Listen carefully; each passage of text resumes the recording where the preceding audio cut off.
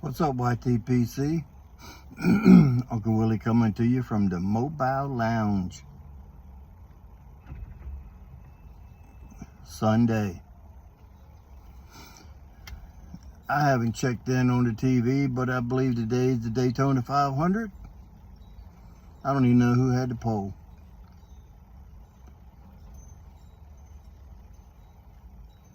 I'll figure it out later. Just finished making a big old pot of chili. Now letting it steep for about an hour or so.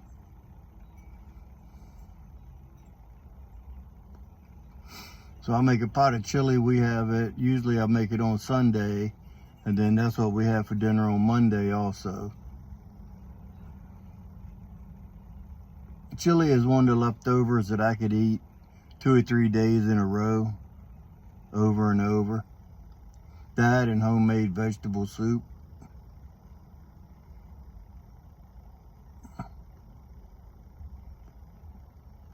Oh, how rude am I? I am smoking my Savinelli Nonpareil 912628.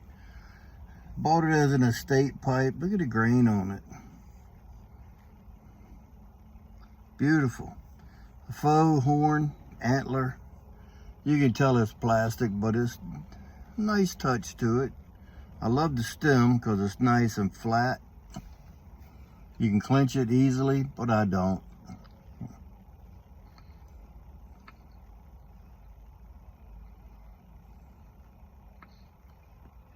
And in it, I'm going to give thanks to JC for what he was smoking yesterday. Some Dadidoff red Medallions. This is a jar that a tin that I put in a jar at 1 of 21. So it's 2 years old. The pipe's got not a gurgle yet, but there is some moisture coming out.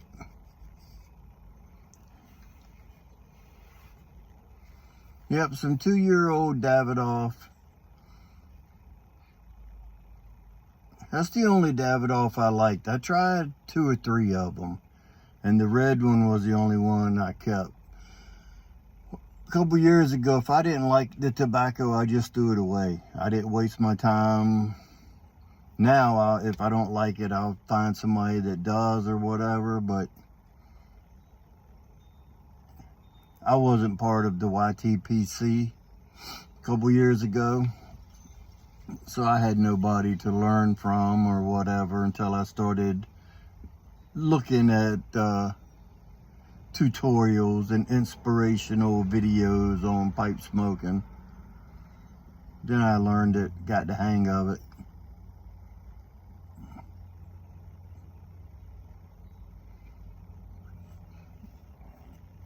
I was smoking this when I went through my vapor kick. When I couldn't, Elizabethan was my favorite, but I couldn't find anything that was similar to it, and I bet I tried 40 different vapor blends, and then I found Dark Fired and search was over.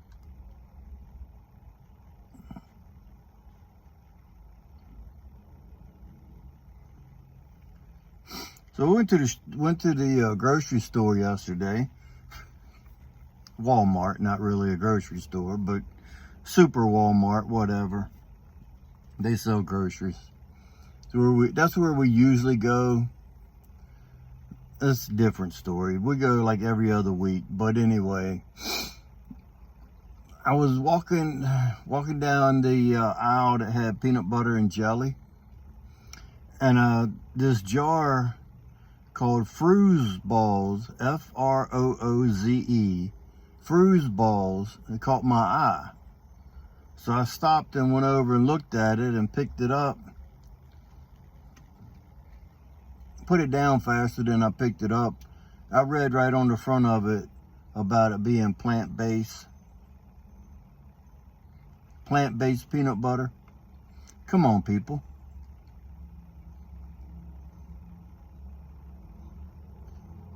Just like, well, I'll get into that in a minute, but isn't peanut come from a plant? Yeah.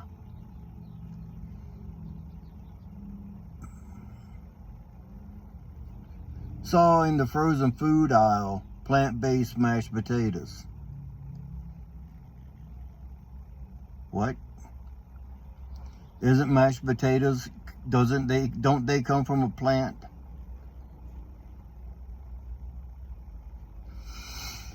I think y'all are taking this plant-based bull crap just a little too far. It's like, you know, if it ain't broke, don't fix it. Imitation mashed potatoes, I mean, come on, it's already bad enough that we have instant mashed potatoes where you just add water to dehydrated potatoes and poof, in 2 minutes you got a bowl of mashed potatoes. But peanut butter, come on, leave peanut butter alone. Man. Plant-based peanut butter. And then what's up with using cauliflower for everything? Cauliflower rice. Cauliflower pizza crust. Just steam the cauliflower, pour some cheese sauce over top of it, and call it a day.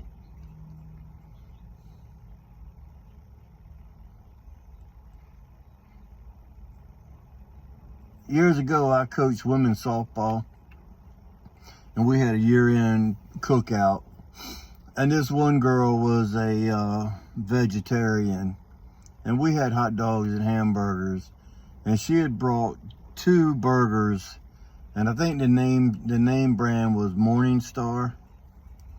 Well, right there, you should have known right there, because that's Lucifer's last name, Lucifer Morning Star. Some of you'll get it. I was cooking, and I put those 2 burgers over to the side, and this other girl, I mean, they looked real. This other girl grabbed one and put it on her bun and started eating it. By the second or third bite into it, she like looks at it and said, "Where did we get these hamburgers?" And I looked over and saw that she had grabbed one of the Morning Star, which was plant-based, and this was 20 years ago. Oh, it was funny. She went on a rant. The other girl was upset because somebody ate one of her burgers. It was funny. Almost turned into a cat fight. It was funny. You had to be there.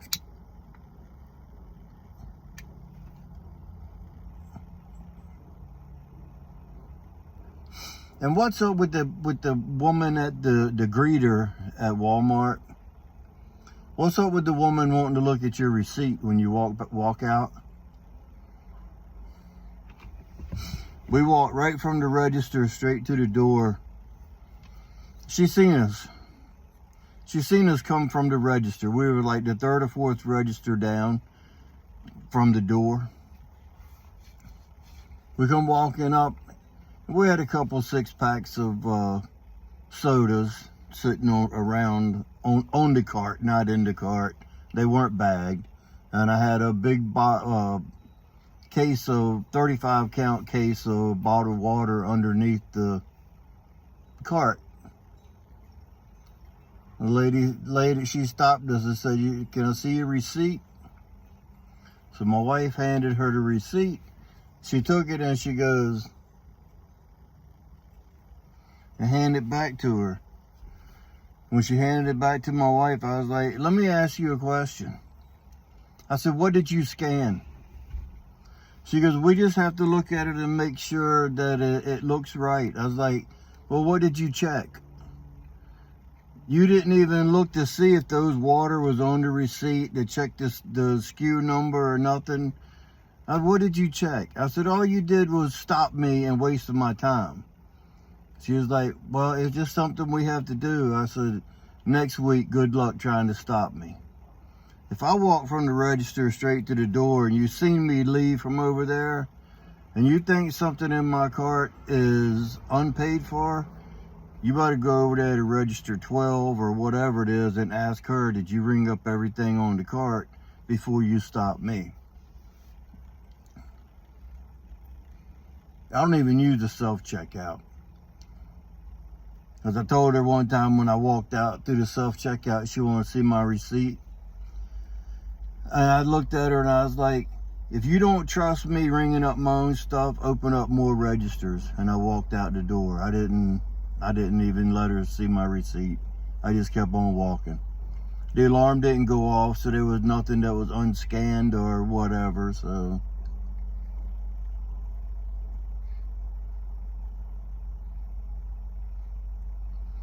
And then I saw Walmart's gonna start charging $1 for the grocery carts. We got a store here called Aldi, whatever, A-L-D-I.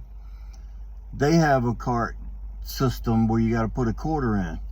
You put a quarter in the handle, the push handle, and it pushes the little chain out, and they're chained together all the way down through the line. You can push almost anything in it and get it to release, but it's just a quarter. And a lot of times when I get a cart at Aldi, whatever, I get finished, I go to the car, finish unloading my stuff, and I just push the cart over to the side. If somebody else wants it, they can use it, or they can take and turn it in for the quarter. There was another Aldi on the other side of town, and there were some homeless people that used to hang out there, and they used to ask you for your cart. When you'd walk out to the car, they'd be like, can I take your cart up for you? I did whenever I went over there. If they asked me, I'd give it to them. Save me from walking all the way back up there. Quarter's a quarter. Come on.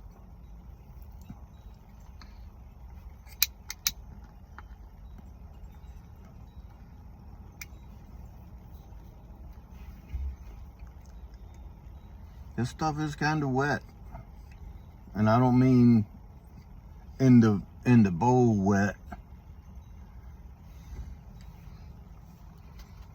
I mean, this pipe, I think, builds up moisture.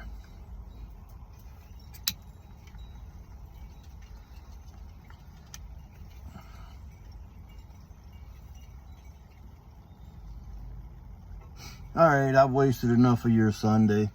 Get back to doing whatever you were doing, and maybe I'll see you guys tomorrow. I smoked one of those Dorados, and I smoked one of the M81s, and I'll tell y'all what I think about those tomorrow. That's what I'll do. So remember, if you stay ready, you don't have to get ready. And with that being said, until next time, you know what to do.